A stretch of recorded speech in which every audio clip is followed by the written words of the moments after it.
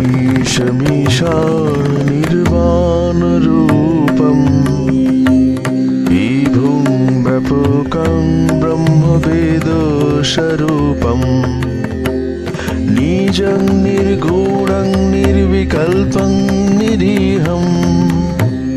चिदाकाशमाकाशवासं भजेऽहम् निराकारमोङ्कारमूलं तुरीयं गिराज्ञानगोतीतमीशं गिरीशं करालं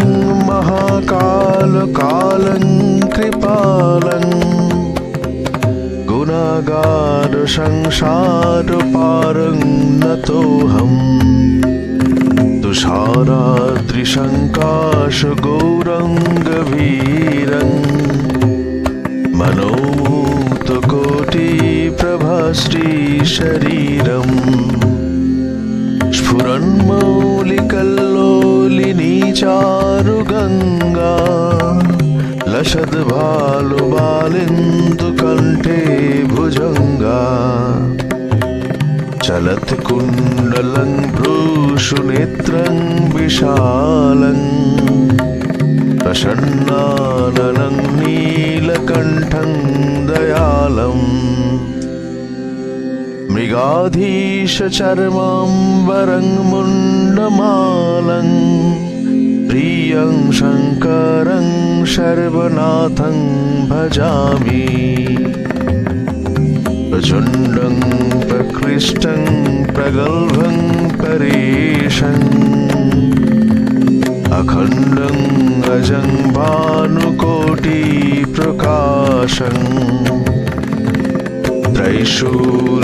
त्रैशूलनिर्मूलनं शूलपाणिं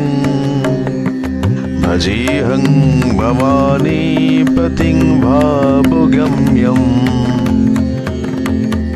कलातीतकल्याणकल्पन्तकारी सदा सज्जनानन्ददाता पुरारी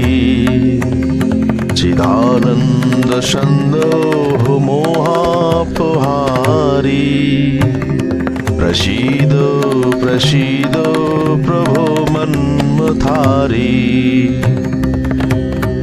न यावद् उमानाथो पदारविन्दं भजन्ति लोके परे वा नराणम् न तावत् सुखं शान्तिसन्तापनाशं प्रसीदो प्रभो सर्वभूताधिवासम् न जानामि योगं जपं नैव पूजं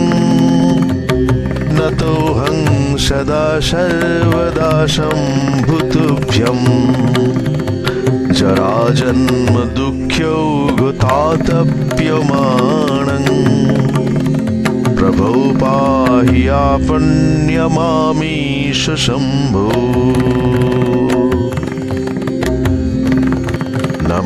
नमामीशमीशा निर्वाणरूपं विभुं व्यापकं ब्रह्मवेदस्वरूपं निजं निर्गुणं निर्विकल्पं निरीहं चिदाकाशमाकाशवासं भजेऽहम् निराकारमोङ्कारमूलं तुरीयं गिराज्ञानगोतीतमीशं गिरीशं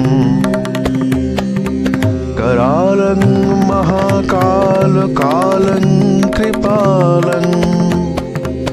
गुणागार संसारपारं नतोऽहम् तुषाराद्रिशङ्काशगौरङ्गवीरं मनोमुक्तकोटिप्रभाश्रीशरीरम् स्फुरन्मौलिकल्लोलिनी चारुगङ्गा लसद्भालुबालिन्दुकण्ठे भुजङ्गा चलत्कुण्डलं भ्रूषुनेत्रं विशालं प्रसन्नाननं नीलकण्ठं दयालम् मृगाधीशचर्माम्बरं मुण्डमालं प्रियं शङ्करं सर्वनाथं भजामि प्रचण्डं प्रकृष्टं प्रगल्भं परेशम्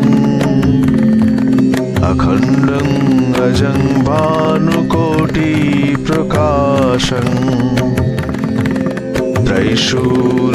त्रैशूलनिर्मूलनं शूलपाणिं भजेऽहं भवानीपतिं भावगम्यम्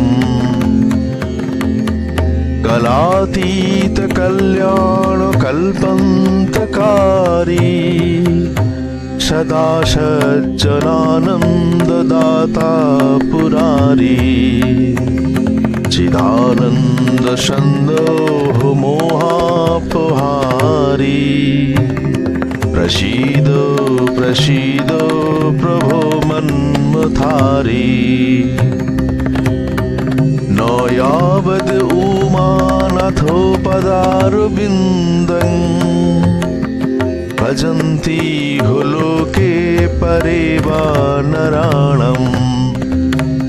न तावत् सुखं शान्तिसन्तापनाशं प्रसीदो प्रभो सर्वभूताधिवासं न जानामि योगं जपं नैव पूजं नतोऽहं सदा सर्वदा शम्भुतुभ्यम् जराजन्म दुःख्यौघतातप्यमानं प्रभो पाहि आपन्यमामीश शम्भो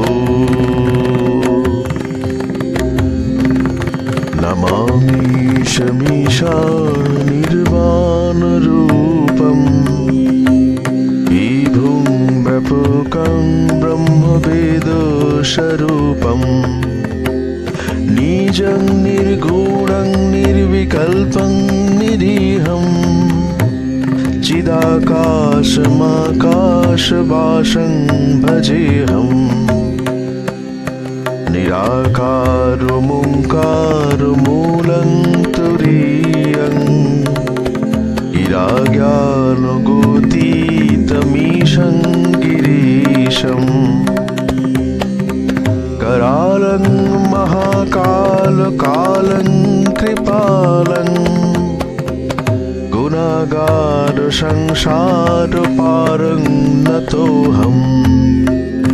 तुषाराद्रिशङ्काशगौरङ्गवीरं मनोमुक्तकोटिप्रभाश्रीशरीरम् स्फुरन्मौलिकल्लोलिनी चारुगङ्गा लसद्भालुबालिन्दुकण्ठे भुजङ्गा चलत्कुण्डलं भ्रूषुनेत्रं विशालं प्रसन्नाननं नीलकण्ठं दयालम् मृगाधीशचर्माम्बरं मुण्डमालं प्रियं शङ्करं सर्वनाथं भजामि प्रचण्डं प्रकृष्टं प्रगल्भं परेशम् अखण्डं अजं भानुकोटिप्रकाशम् त्रैशूलनिर्मूलनं शूलपाणिं भजेऽहं भवानीपतिं भावगम्यम् कलातीतकल्याणकल्पन्तकारी सदा सज्जनानन्ददाता पुरारी चिदानन्दसन्दोह मोहापहारी प्रसीदो प्रसीदो प्रभो मन्मथारी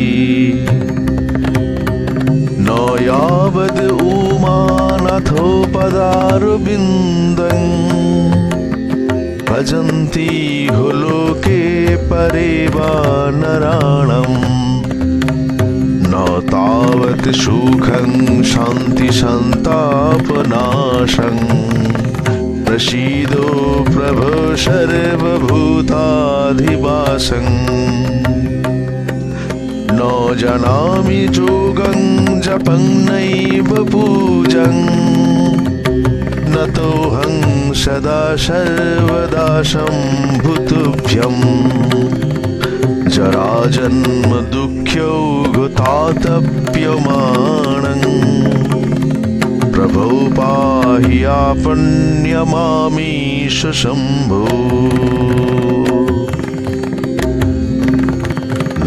नमामीशमीशा निर्वाणरूपं विभुं व्यापकं ब्रह्मवेदस्वरूपम् निजं निर्गुणं निर्विकल्पं निरीहं चिदाकाशमाकाशवासं भजेऽहं निराकारमोङ्कारमूलं तुरीयं गिराज्ञानगोतीतमीशं गिरीशम् करालं महाकालकालं कृपालं गुणागारसंसारपारं नतोऽहम् तुषाराद्रिसङ्काशगौरङ्गभीरं मनोमुक्तकोटिप्रभाश्रीशरीरम्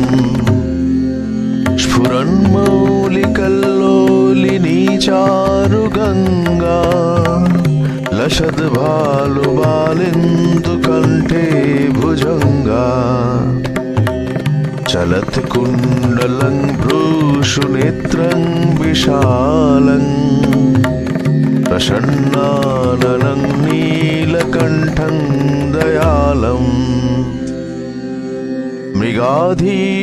मृगाधीशचर्माम्बरं मुण्डमालं प्रियं शङ्करं सर्वनाथं भजामि प्रचण्डं प्रकृष्टं प्रगल्भं परेशम् अखण्डं अजं भानुकोटिप्रकाशम् त्रैशूलनिर्मूलनं शूलपाणिं भजेऽहं भवानीपतिं भावगम्यम् कलातीतकल्याणकल्पन्तकारी सदा सज्जनानन्ददाता पुरारी चिदानन्दसन्दोह मोहापहारी प्रसीदो प्रसीदो प्रभो मन्मथारी न यावद् उमानाथोपदारविन्दं भजन्ति लोके परे वा नराणाम् न तावत् सुखं शान्तिसन्तापनाशं प्रसीदो प्रभो सर्वभूताधिवासं न जानामि योगं जपं नैव पूजं नतोऽहं सदा सर्वदा शम्भुतुभ्यम् जराजन्म दुःख्यौघतातप्यमाणं प्रभो पाहि आपन्यमामीश शम्भो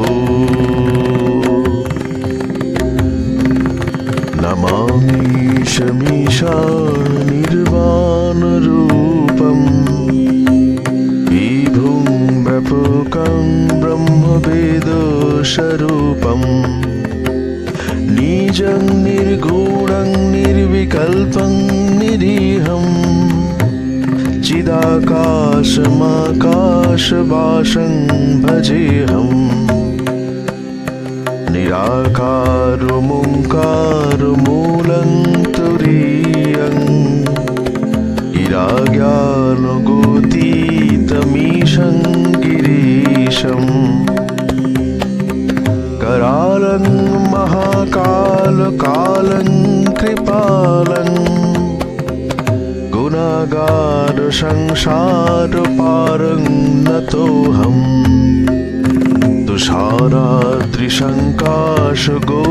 तुषाराद्रिशङ्काशगौरङ्गभीरं मनोमुक्तकोटिप्रभाश्रीशरीरम् स्फुरन्मौलिकल्लोलिनी चारुगङ्गा लसद्भालुबालिन्दुकण्ठे भुजङ्गा चलत्कुण्डलं भ्रूषुनेत्रं विशालं प्रसन्नाननं नीलकण्ठं दयालम् मृगाधीशचर्माम्बरं मुण्डमालं प्रियं शङ्करं सर्वनाथं भजामि प्रचण्डं प्रकृष्टं प्रगल्भं परेशम् अखण्डं अजं भानुकोटिप्रकाशम्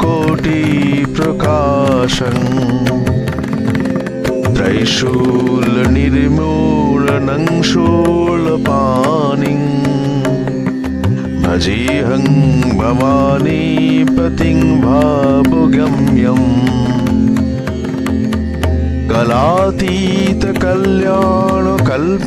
कलातीतकल्याणकल्पन्तकारी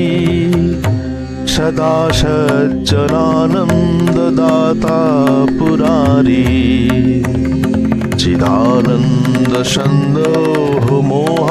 चिदानन्दसन्दोहमोहापहारी प्रसीद प्रसीद प्रभो मन्मथारी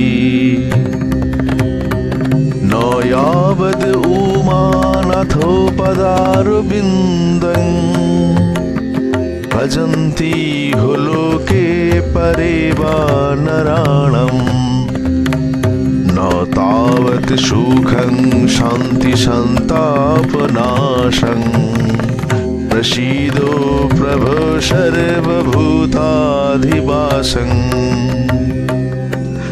न जानामि योगं जपं नैव पूजं नतोऽहं सदा सर्वदा शम्भुतुभ्यम् जराजन्म दुःख्यौघतातप्यमाणं प्रभो पाहि आपन्यमामीश शम्भो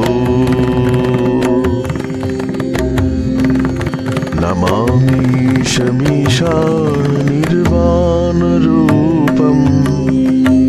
विभुं व्यापकं ब्रह्मवेदस्वरूपं निजं निर्गुणं निर्विकल्पं निरीहं चिदाकाशमाकाशवासं भजेऽहम् निराकारमोङ्कारमूलं तुरीयं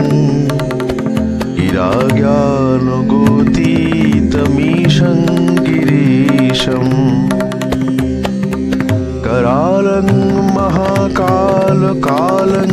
कृपालं गुणागारसंसारपारं नतोऽहम् तुषाराद्रिशङ्काशगौरङ्गभीरम्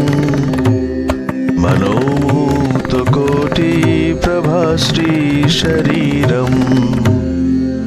स्फुरन्मौलिकल्लोलिनी चारुगङ्गा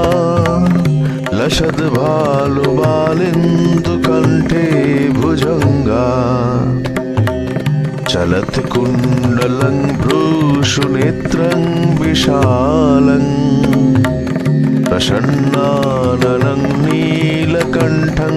दयालम् मृगाधीशचर्माम्बरं मुण्डमालं प्रियं शङ्करं सर्वनाथं भजामि प्रचण्डं प्रकृष्टं प्रगल्भं परेशम् अखण्डं अजं भानुकोटिप्रकाशम् त्रैशूलनिर्मूलनं शूलपाणिं भजेऽहं भवानीपतिं भावगम्यम् कलातीतकल्याणकल्पन्तकारी सदा सज्जनानन्ददाता पुरारी चिदानन्दसन्दोहमोहापहारी प्रसीद प्रसीद प्रभो मन्मथारी न यावद् उमानाथोपदारविन्दं भजन्ति हो लोके परे वा नराणम् न तावत् सुखं शान्तिसन्तापनाशं प्रसीदो प्रभो सर्वभूताधिवासं न जानामि योगं जपं नैव पूजं नतोऽहं सदा सर्वदा शम्भुतुभ्यम् जराजन्मदुःख्यौघतातप्यमाणं प्रभो पाहि आपन्यमामीश शम्भो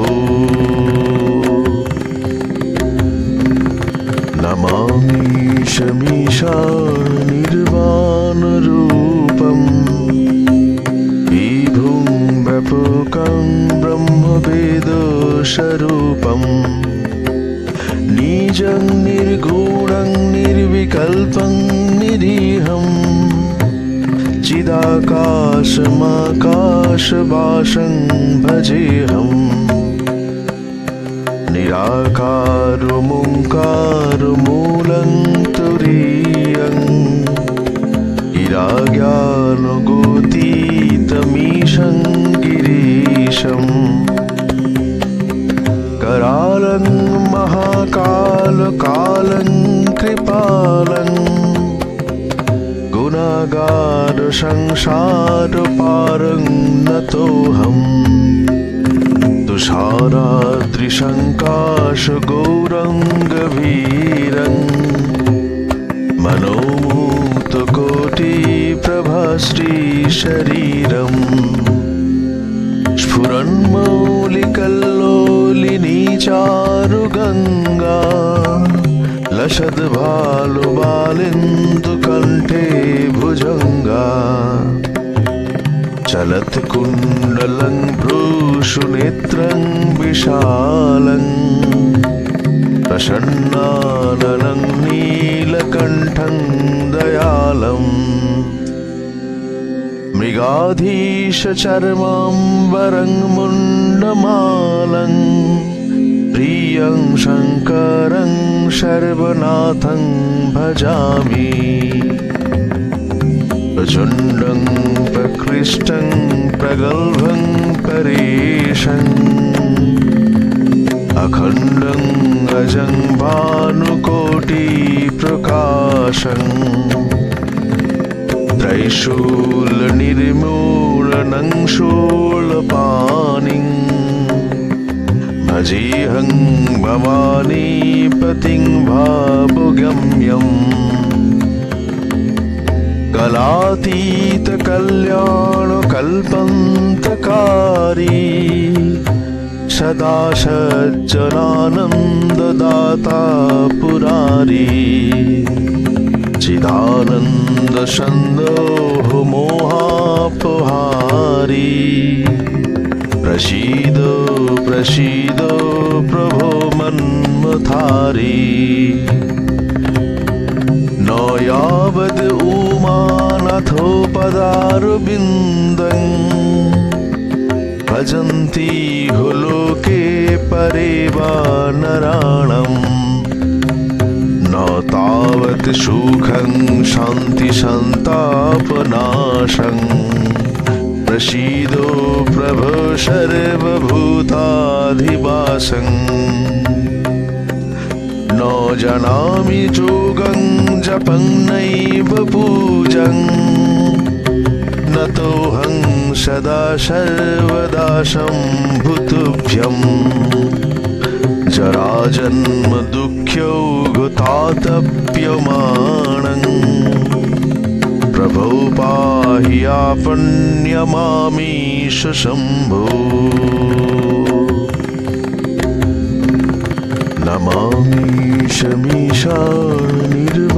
नमामीशमीशाननिर्वाणरूपं विभुं व्यापकं ब्रह्मवेदस्वरूपम् निजं निर्गुणं निर्विकल्पं निरीहं चिदाकाशमाकाशवासं भजेऽहं निराकारमोङ्कारमूलं तुरीयं गिराज्ञानगोतीतमीशं गिरीशम् करालं महाकालकालं कृपालं गुणागारसंसारपारं नतोऽहं तुषाराद्रिसङ्काशगौरङ्गभीरं मनोमुक्तकोटिप्रभाश्रीशरीरम् स्फुरन्मौलिकल्लोलिनी चारुगङ्गा लसद्भालुबालिन्दुकण्ठे भुजङ्गा चलत्कुण्डलं भ्रूषुनेत्रं विशालं प्रसन्नाननं नीलकण्ठं दयालम् मृगाधीशचर्माम्बरं मुण्डमालं प्रियं शङ्करं सर्वनाथं भजामि प्रचण्डं प्रकृष्टं प्रगल्भं परेशम् अखण्डं अजं भानुकोटिप्रकाशम्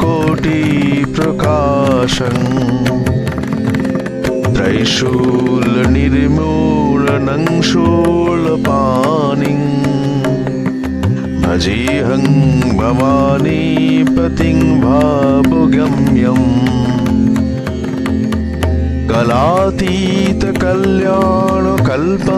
कलातीतकल्याणकल्पन्तकारी सदा सज्जनानन्ददाता पुरारी चिदानन्दसन्दोह मोहापहारी प्रसीदो प्रसीदो प्रभो मन्मथारी न यावद् उमानाथो पदारविन्दं भजन्ति लोके परे वा नराणम् न तावत् सुखं शान्तिसन्तापनाशं प्रसीदो प्रभो सर्वभूताधिवासं न जानामि योगं जपं नैव पूजं नतोऽहं सदा सर्वदा शम्भुतुभ्यम् जराजन्म दुःख्यौघतातप्यमाणं प्रभो पाहि आपन्यमामीश शम्भो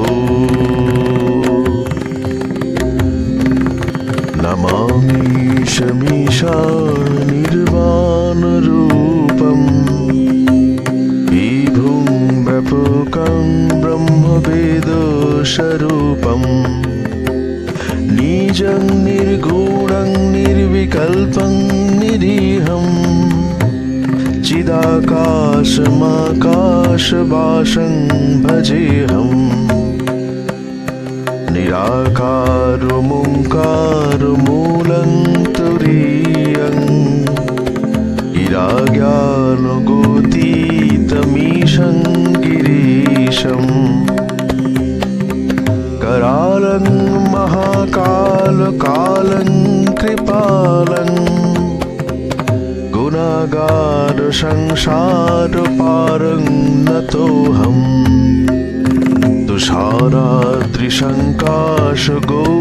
तुषाराद्रिशङ्काशगौरङ्गभीरं मनोमुक्तकोटिप्रभाश्रीशरीरम् स्फुरन्मौलिकल्लोलिनी चारुगङ्गा लसद्भालुबालिन्दुकण्ठे भुजङ्गा चलत्कुण्डलं भ्रूषुनेत्रं विशालं प्रसन्नाननं नीलकण्ठं दयालम्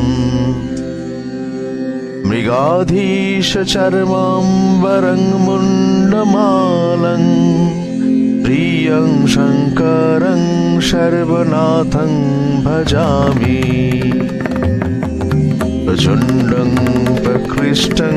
प्रगल्भं परेशं अखण्डं अजं भानुकोटिप्रकाशं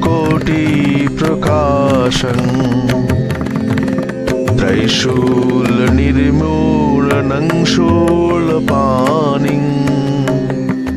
भजेऽहं भवानीपतिं भावगम्यम्